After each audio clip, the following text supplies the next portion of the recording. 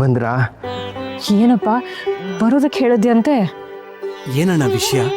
ಇಷ್ಟು ದಿನ ನಾವು ದೈಹಿಕವಾಗಿ ಒಟ್ಟಿಗೆ ಇದ್ವಿ. ಈಗ ಗುರುಗಳ ಆದೇಶದ ಮೇಲೆ ಬೇರೆ ಬೇರೆ ಆಗೋ ಸಂದರ್ಭ ಬಂದಿದೆ.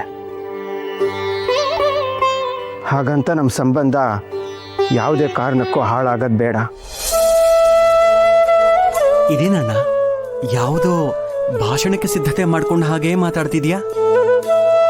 ಏನ್ ವಿಷಯಪ್ಪ ಗುರುರಾಜ? ಅಮ್ಮ, ಇವತ್ತು ನನ್ನ ಮನಸ್ಸು ತುಂಬ ಭಾರವಾಗಿದೆ. ನನ್ನ ಕನಸಿನಲ್ಲೂ ನಮ್ಮ ಸಂಬಂಧ ಹಾಳಾಗೋದು ನನಗಿಷ್ಟ ಇಲ್ಲ.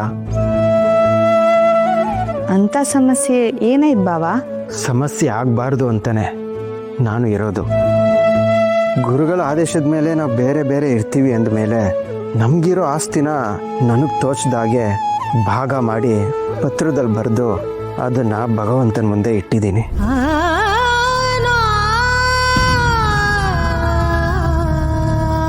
ಏನು ಆಸ್ತಿ ಭಾಗ ಮಾಡೋದಾ? ಇದೆಂಥ ಕೆಟ್ಟ ಆಲೋಚನೆ. ಏನಾಯ್ತಣ್ಣ ನಿನಗೆ? ವೆಂಕಟನಾಥ, ಅವನು ಹೇಳ್ತಾ ಇರೋದು ಸರಿಯಾಗೇ ಇದೆಯಪ್ಪ. ಏನ್ ಸರಿಯಾಗಿದೆ ಅಮ್ಮ? ದಯವಿಟ್ಟು ನಮ್ಮ ಆಸ್ತಿ ಭಾಗ ಆಗೋದು ಬೇಡ. ಅಪ್ಪ ನಾವೆಲ್ಲ ಒಂದಾಗಿ ಬಾಳ್ಬೇಕು ಅಂತ ಅಂದ್ಕೊಂಡಿದ್ರು. ನಾವೆಷ್ಟೇ ದೂರದಲ್ಲಿರ್ಲಿ ಮಾನಸಿಕವಾಗಿ ಒಂದಾಗೇ ಇರ್ತೀವಿ. ಆದ್ರೆ ಆಸ್ತಿ ಮಾತ್ರ ಭಾಗ ಮಾಡೋದು ಬೇಡ.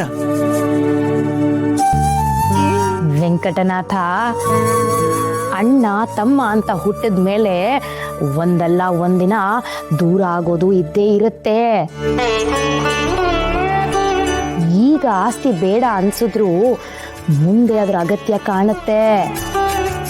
ಹೌದು ವೆಂಕಟನಾಥ, ಮುಂದೆ ನಿನ್ನ ಸಂಸಾರನೂ ದೊಡ್ಡದಾಗುತ್ತೆ. ನನ್ನ ಸಂಸಾರದ ಬಗ್ಗೆ ಚಿಂತೆ ಮಾಡಬೇಡಿ. ನನಗೆ ಗುರುಗಳು ಅನುದಾನ ಕೊಡ್ತೀನಿ ಅಂತ ಹೇಳಿದ್ದಾರೆ. ಆಸ್ತಿ ಭಾಗ ಆಗೋದು ಬೇಡ ಅಂದ್ರೆ ಬೇಡ. ಅಮ್ಮ, ಏನು ಹೀಗೆ ಹೇಳ್ತಿದ್ದಾನೆ?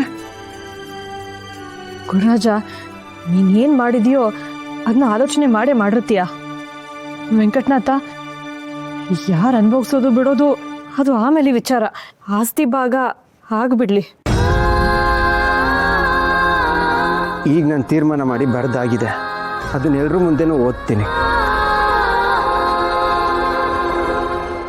ಅರೆ, ಪತ್ರ ಇಲ್ಲೇ ಇಟ್ಟಿದ್ನಲ್ಲ, ಏನಾಯ್ತು?